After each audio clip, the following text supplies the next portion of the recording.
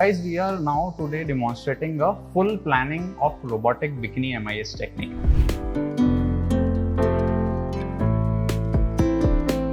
So in this, we can actually plan our implants. हम सारे कुछ प्लानिंग पहले से कर सकते हैं. इसके लिए हम CT कराते हैं. एक CT में हम सारे लैंडमार्क्स देखते हैं.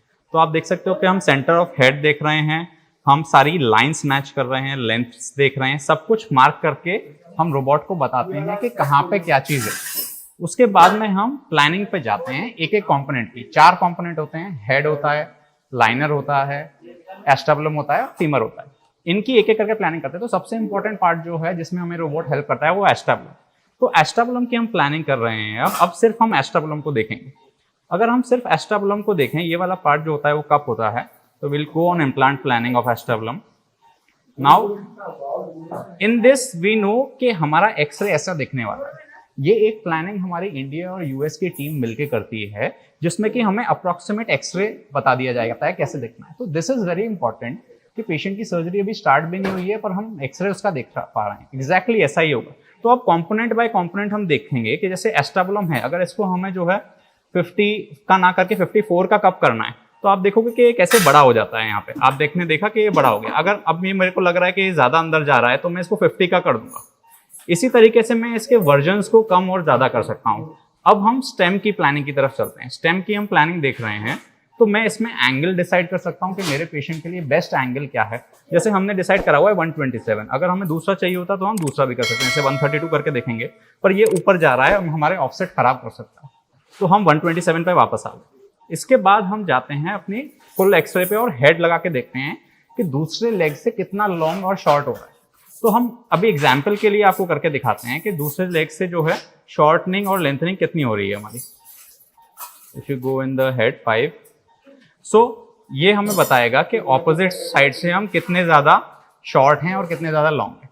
अभी इस केस में क्योंकि हम बायलैटरल कर रहे हैं तो ज्यादा मैटर नहीं करता. जैसे 3 mm लॉन्ग अगर हुआ है तो हम दूसरी साइड भी 3 mm लॉन्ग कर देंगे. ये बहुत ही ज्यादा इंपॉर्टेंट है. अब सबसे इंपॉर्टेंट बात आता है अब इसके बाद, जो कि हम वीरॉम करते हैं, जिसको वर्चुअल रेंज ऑफ मोशन. मतलब कि जब हम डिसाइड करते थे कि हमारे हिप जो है नीचे नहीं बैठना है, ऐसा नहीं करना है, वो तो ऑलरेडी हम हमारी डायरेक्ट एंटीरियर टेक्निक से केटर कर चुके हैं कि रेंज ऑफ मोशन हमें सबसे ज्यादा मिलती है without using dual mobility in non indicated cases. कई लोग जो हैं नॉन इंडिकेटेड केसेस में डुअल मोबिलिटी कर देते हैं पर उन्हें ये नहीं बताते कि उसमें डबल फ्रिक्शन होता है.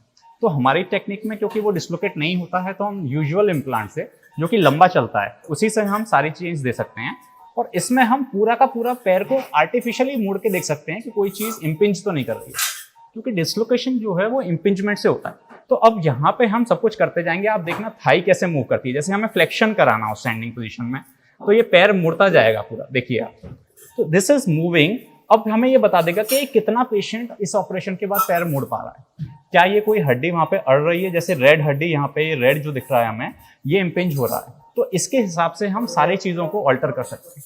ऐसे ही हमें देखना है कि अगर बैठने के बाद हम कितना बाहर मोड़ पाएंगे पैर को. तो सेटिंग में हम एक्सटर्नल रोटेशन करके देख लेंगे. तो ये वाला जो पैर है ये एक्सटर्नल रोटेशन करेंगे हम तो ये बाहर की तरफ पैर मुड़ता दिखाएगा. मतलब आर्टिफिशियली हम सब कुछ करके देख सकते हैं.